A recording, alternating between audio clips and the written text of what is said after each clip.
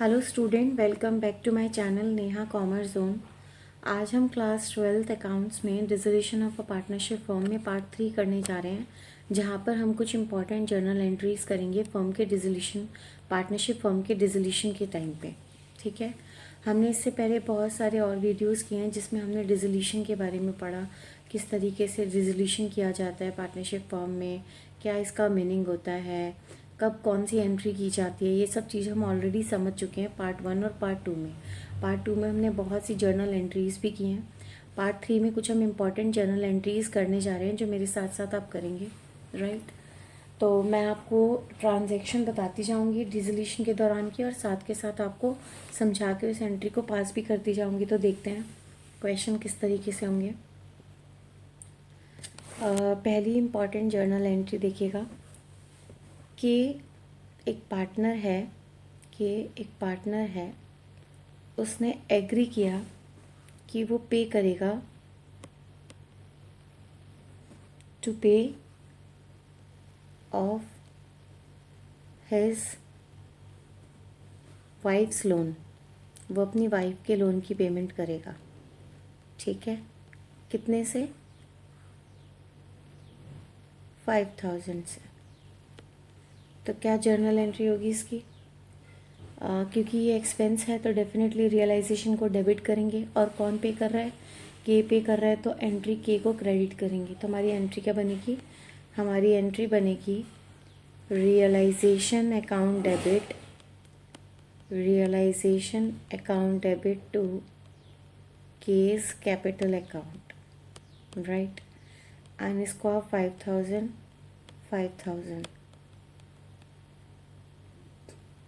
इस तरीके से आप इस एंट्री को कर लेंगे कि एग्री हुआ कि उसने अपने वाइफ की लोन की पेमेंट की है 5,000 रुपये से, तो रियलाइजेशन को डेबिट करेंगे और के को क्रेडिट कर देंगे। ठीक है, चलिए आगे देखते हैं। नेक्स्ट पॉइंट, सेकंड पॉइंट में देखिएगा, जो फर्म के टोटल क्रेडिटर्स हैं, राइट। फर्म के जो टोटल क्रेडिटर्स हैं वो हैं 40,000 के, राइट। टोटल क्रेडिटर्स फर्म के हैं 40,000 एंड 10,000 के जो क्रेडिटर्स हैं, creditors of rupees 10,000 were given a piece of furniture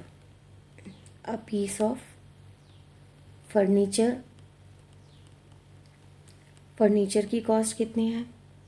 8,000 in full. ठीक है ना, मतलब 10,000 हमने देने थे क्रेडिटर को। टोटल क्रेडिटर तो 40 थे वैसे, और जो 10,000 क्रेडिटर्स थे हमने उनको एक फर्नीचर का पीस दे दिया 8,000 में। In full and final settlement,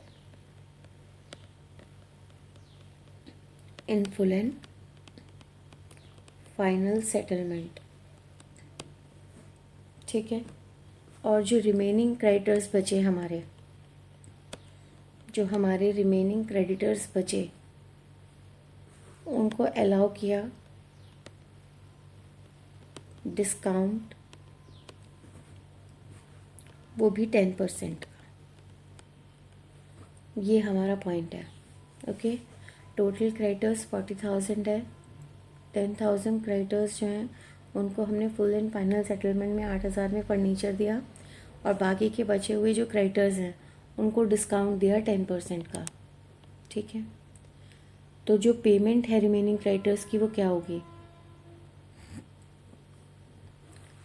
40,000 में से 10,000 क्रेडिटर तो चला गया, बट इसकी कोई एंट्री तो होती नहीं, क्योंकि आपने क्या किया, लाइबिलिटीज़ को सेटल करने के लिए अपने एसेट को यूटिलाइज़ किया, तो इसकी तो कोई जर्नल एंट्री होगी नहीं। लेकिन टोटल क्रेडिटर्स 40,000 थे, 40 में से 10 हट गए, तो कितने बचे? 30,000। अब 30,000 रिमेनिंग क्रेडिटर्स जो हैं उस पर भी 10% का डिस्काउंट है, तो 30,000 का 10% कितना होगा? 30,000 का 10% होगा 3,000। ये माइनस हो जाएगा 30 में से, तो कितना आएगा 27,000, राइट। तो 27,000 की क्या एंट्री होगी, 27,000 की एंट्री होगी realisation account debit to bank account. कितने से 27,000। आई होप आपको ये पॉइंट समझ में आया होगा। टोटल क्रेडिटर्स थे 40,000 के, जिसमें से 10,000 क्रेडिटर्स को furniture full and final settlement में दिया गया। 8,000 का उसकी तो कोई जर्नल एंट्री नहीं होगी, क्योंकि आपने एसेट को यूटिलाइज़ किया लाइबिलिटीज़ को सेटल करने के लिए। बाकी के जो रिमेनिंग क्रेडिटर्स थे यानी कि 30,000 के, उसको आपने अलाउ किया एज डिस्काउंट ऑफ 10%। तो 30,000 का 10% 3,000, तो डिस्काउंट को जब माइनस किया तो कितना आया 27,000। 27,000 की आपने एंट्री पास कर दी realisation account debit to bank account. Okay, ये पॉइंट अच्छा था, ट्रांजैक्शन अच्छी थी, आपको समझ में आई होगी। अब नेक्स्ट देखते हैं।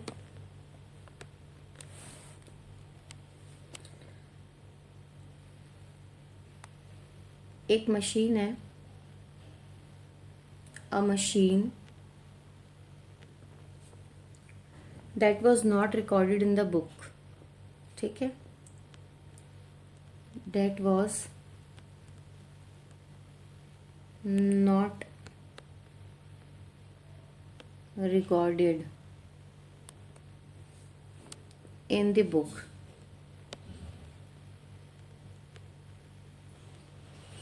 and now it was taken over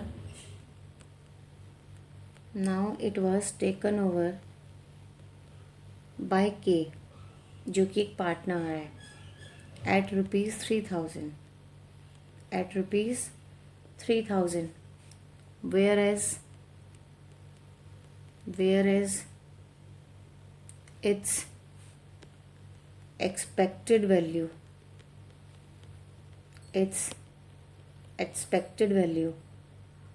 was ₹5,000।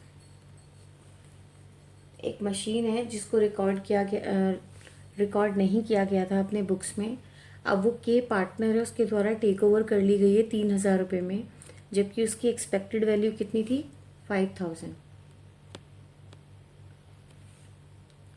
क्या होगी इसकी एंट्री। अब एक एसेट है जो टेक ओवर कर ली गई है, तो डेफिनेटली पार्टनर को डेबिट करेंगे, लेकिन कितने से कर ली गई है 3,000 से, तो 5,000 तो एक एक्सपेक्टेड वैल्यू थी, बट एक्चुअली जो टेकन ओवर हुई है के द्वारा उसकी वैल्यू तो 3,000 की थी ना। तो हमारी एंट्री बनेगी case capital account debit to realisation account. कितने से 3,000। आई होप क्लियर हो गया होगा। चलिए अब आगे देखते हैं।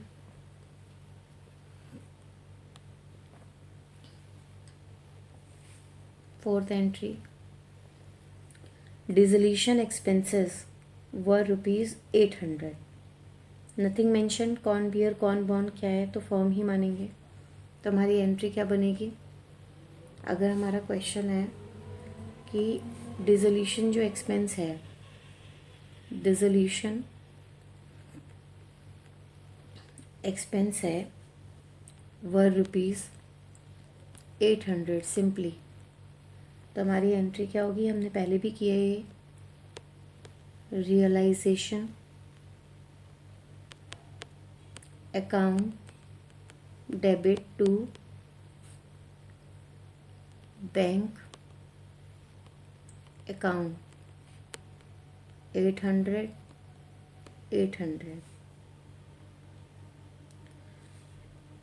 नेक्स्ट एंट्री है डिसोल्यूशन एक्सपेंस जो कि है 800 से, and now were paid by Neha जो कि एक पार्टनर है। तो क्या एंट्री होगी? रियलाइजेशन अकाउंट तो अभी भी डेबिट होगा, है ना, डिसोल्यूशन एक्सपेंस का। तो रियलाइजेशन अकाउंट डेबिट, पर टेक ऑन ओवर कौन कर रहा है, पे कौन कर रहा है? नेहा। तो क्या होगा? To Neha capital account. कितने से? अगेन 800 से। बात समझ में आ रही है? चलिए आगे देखते हैं नेक्स्ट पॉइंट। 6th पॉइंट देखते हैं। 6th पॉइंट में क्या है? गीता एक पार्टनर है, राइट? गीता एक पार्टनर है which was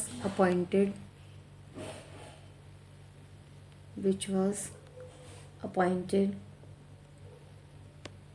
to look after the dissolution work, ठीक है, for which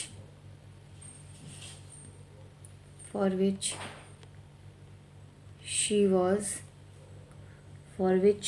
was allowed a remuneration मतलब सैलरी, ठीक है, of rupees 10,000. Now Geeta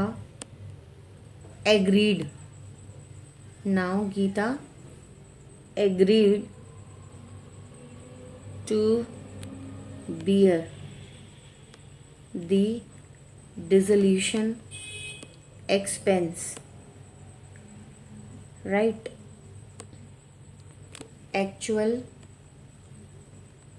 dissolution expense 9,500 were paid by Geeta. Question हमारा ये है, गीता एक पार्टनर है जिसको अपॉइंट किया गया था ताकि वो डिसोल्यूशन वर्क जो भी है उसको लुक आफ्टर कर सके। उसके लिए उसको एक सैलरी भी अलाउ की जा रही थी 10,000 रुपये से। गीता एग्री हो गई उसने डिसोल्यूशन एक्सपेंस को बियर करने के लिए, और जो एक्चुअल डिसोल्यूशन एक्सपेंस हुआ था वो हुआ था 9,500 जो कि पे किया गया था गीता के द्वारा। तो इस केस में क्या होगा वो देखते हैं ज़रा।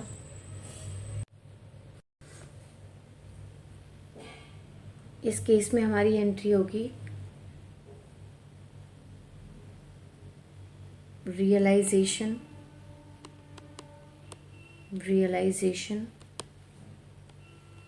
Account debit to Geeta's capital account.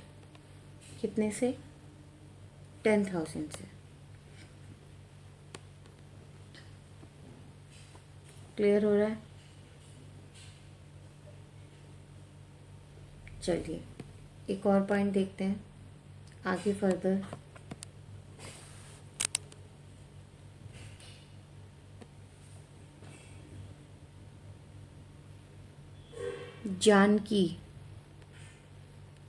Janaki एक पार्टनर है, अगेन वो एग्री हो रही है कि वो डिसोल्यूशन वर्क को लुक आफ्टर करेगी, ठीक है। उसको कितना कमीशन मिल रहा है जानकी को इस चीज़ का? 5,000 रुपये कमीशन मिल रहा है। जानकी लुक आफ्टर करेगी डिसोल्यूशन वर्क और उसके अगेंस्ट जो उसको कमीशन मिल रहा है वो 5,000 का मिल रहा है। और जानकी ने क्या किया है? जानकी बियर करेगी, Janki agreed to bear dissolution expense, ठीक है। जानकी ने एग्री भी कर लिया कि वो डिसोल्यूशन एक्सपेंस को बियर करेगी। एक्चुअल डिसोल्यूशन एक्सपेंस जो है वो है 5,500 का, जो किसके द्वारा पे किया गया? पेड बाय सुमित, जो कि एक अनदर पार्टनर है। किसके बिहाफ पे? On behalf of Janki, on behalf of Janki. ये कुछ ऐसी एंट्रीज़ हैं जिनको मैं यहाँ इसलिए डिस्कस कर रही हूँ ताकि अगर किसी भी तरीके की लैंग्वेज में आपसे पूछा जाए डिसोल्यूशन के दौरान कि एंट्री आपने कैसे पास करनी है, तो आपको हर तरीके से क्वेश्चन सॉल्व करना आना चाहिए। तो इस केस में जो जानकी को कमीशन मिल रहा है डिसोल्यूशन वर्क को करने के लिए 5,000 रुपये का, उसकी एंट्री क्या बनेगी? उसकी एंट्री तो बनेगी realisation account debit to Janaki capital account to Janaki's capital account, right. वो तो हमारी कितने से होगी? 5,000 से, जो दिया हुआ है हमें ऊपर। और जो सेकंड एंट्री बनेगी इसमें वो बनेगी, क्योंकि जानकी के बिहाफ पे किया गया है ना, तो Janaki's capital account debit to Mohan, क्योंकि बियर कौन कर रहा है? मोहन। मोहन्स कैपिटल अकाउंट कितने से? 5,500 से, जो हमें अमाउंट दिया हुआ है। बात समझ में आ रही है? जानकी ने लुक आफ्टर किया डिसोल्यूशन एक्सपेंस को, जिसके अगेंस्ट उसको कमीशन मिल रहा है 5,000 रुपये का, तो उसके लिए तो नॉर्मल एंट्री होगी realisation account debit to Janaki's capital account. और जो एक्चुअल में एक्सपेंस हुआ था वो हुआ था 5,500 का, जो कौन पे कर रहा है? सुमित पे कर रहा है। किसके बिहाफ पे? जानकी के बिहाफ पे। तो क्या एंट्री बनेगी? Janki capital account debit to Mohan's, हाँ, Janki's capital account debit to, यहाँ पे मोहन नहीं, कौन बियर कर रहा है? सुमित बियर कर रहा है, तो यहाँ पे एंट्री बनेगी Sumit capital account. Janaki's capital account debit to Sumit's capital account. Clear हो गया? चलिए अब और नेक्स्ट एंट्री देखते हैं। एक डेटर है, वेट, एक डेटर है, ठीक है। उस डेटर का नाम है Ravi.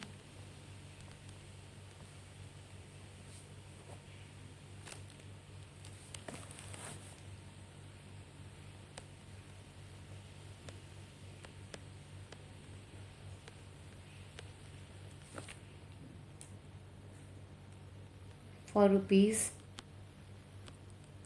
19,000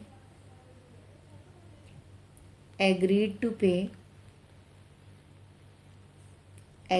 to pay the dissolution expense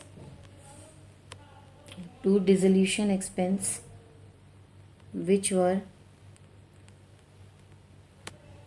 rupees 18,000 in full settlement of his debt, ठीक है ना। रवि एक डेटर है 19,000 रुपये, उसने एग्री किया कि वो डिसोल्यूशन एक्सपेंस पे करेगा और उसके लिए उसको फुल सेटलमेंट के साथ उसके डेट को 18,000 में सेट ऑफ करेंगे। तो अगेन एक डेटर को एडजस्ट किया जा रहा है लाइबिलिटीज़ के सेटलमेंट के लिए, तो इस केस में कोई भी जर्नल एंट्री नहीं होगी। बात समझ में आ रही है? चलिए ठीक है, अब नेक्स्ट पॉइंट करते हैं। इसमें कोई भी एंट्री नहीं होगी, right.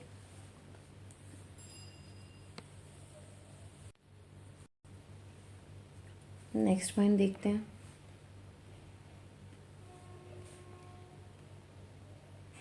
Ravi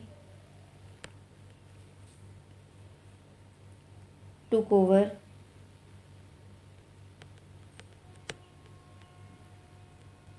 40%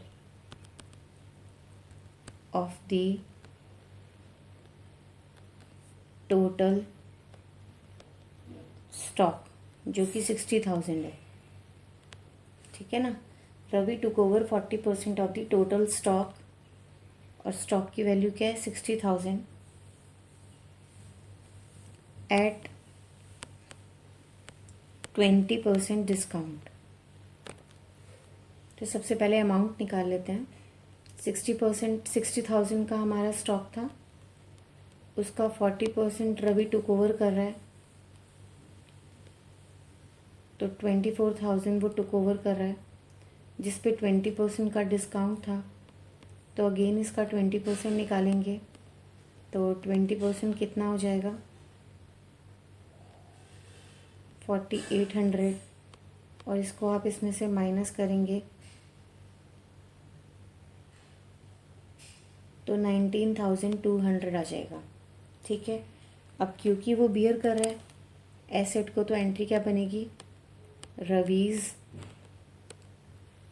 capital account debit to realisation account, कितने से, 19,200, 19,200। ठीक है, आई होप आपको समझ में आ गया होगा। चलिए अब नेक्स्ट देखते हैं।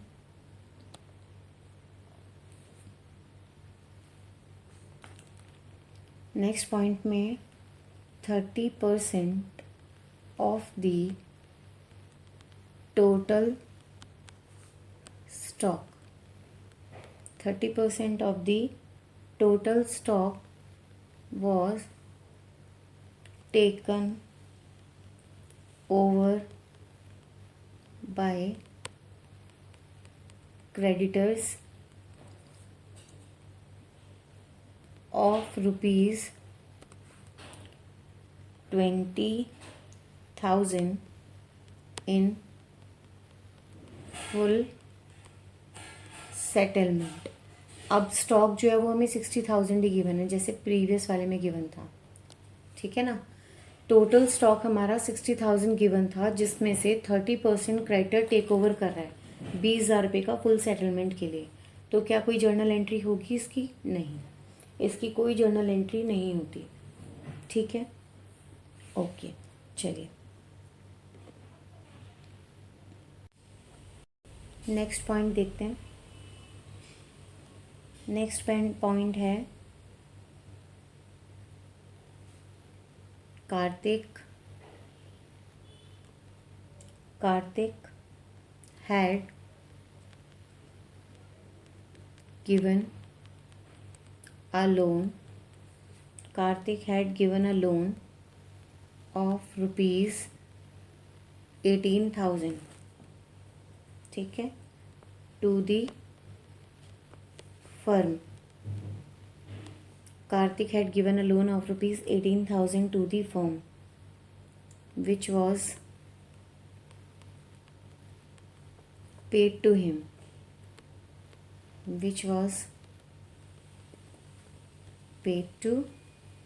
him,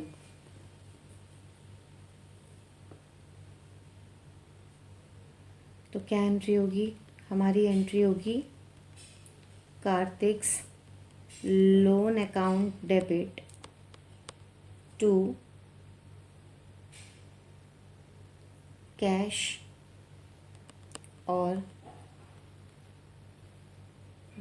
बैंक अकाउंट, कितने से, 18,000। Kartik had given a loan, Kartik ने लोन दिया 18,000 का फर्म को, अब उसके द्वारा पे किया जा रहा है, तो Kartik loan account debit to cash और बैंक अकाउंट, राइट। चलिए नेक्स्ट करते हैं।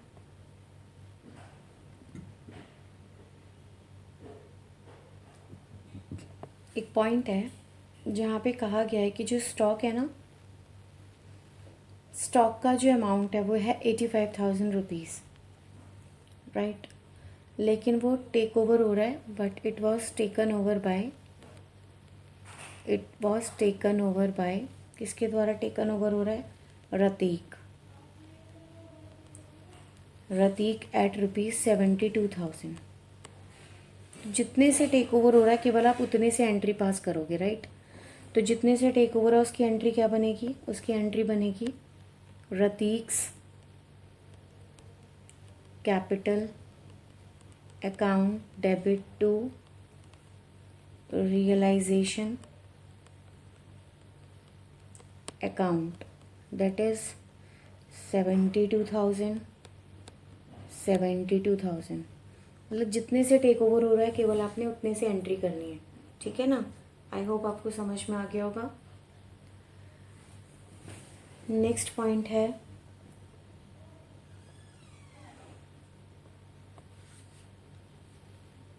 Bobby's sister loan. Bobby's sisters loan of rupees 20,000. Bobby's sister loan of rupees 20,000 was paid off along with interest of rupees 2,000. Along with interest of rupees 2,000. क्या है हमारी entry, हमारी transaction. Bobby का जो sister loan है वो 20,000 से है, जो पे ऑफ किया जाएगा इंटरेस्ट के साथ 2,000 रुपये का। तो क्या एंट्री होगी, और कुछ इन्फॉर्मेशन तो ऐसे दी नहीं है। तो realisation account debit to cash और बैंक अकाउंट, ये दोनों अमाउंट ऐड करके जाएगा, क्योंकि इंटरेस्ट के साथ आप पेमेंट करोगे। तो क्या एंट्री होगी 22,000, 22,000। आई होप समझ में आया होगा आपको, राइट। आगे देखते हैं।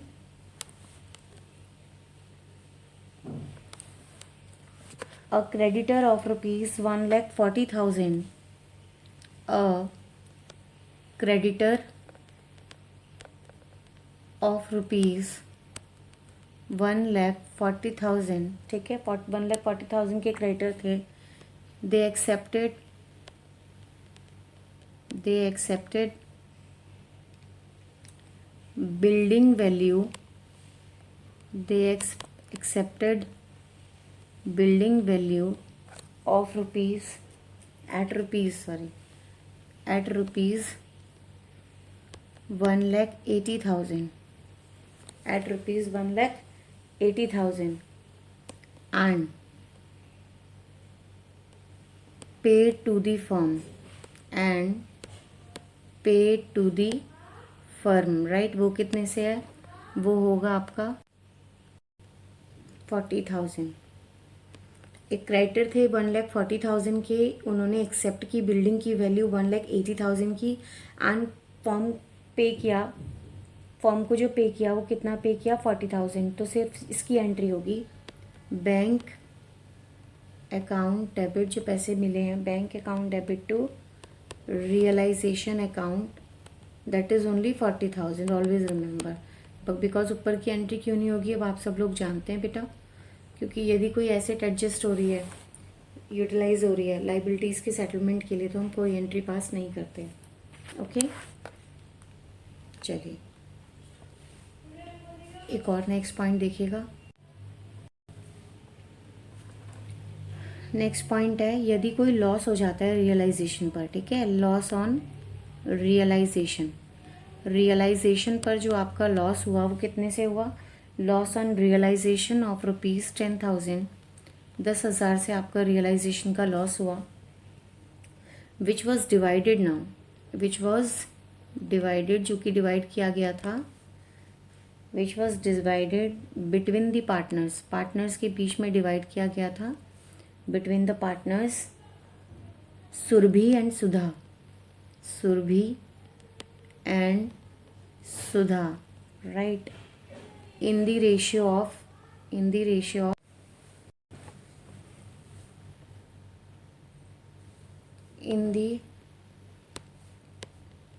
ratio of 4:1. Loss on realization of rupees 10,000 was divided between Surbhi and Sudha in the ratio of 4:1. यानी कि जो रियलाइजेशन का लॉस था वो कितना था, 10,000 था, जो कि दो पार्टनर्स में डिस्ट्रीब्यूट किया गया 4:1 में, सुरभि एंड सुधा में, ठीक है। तो आपकी एंट्री क्या बनेगी, 10,000 को आप डिस्ट्रीब्यूट करेंगे 4/5 से, और दूसरा करेंगे 10,000 को आप 1/5 से। तो कितना आएगा, 5 2 ज़ा 10, तो ये हो गया आपका 8000 और ये हो गया आपका 2000।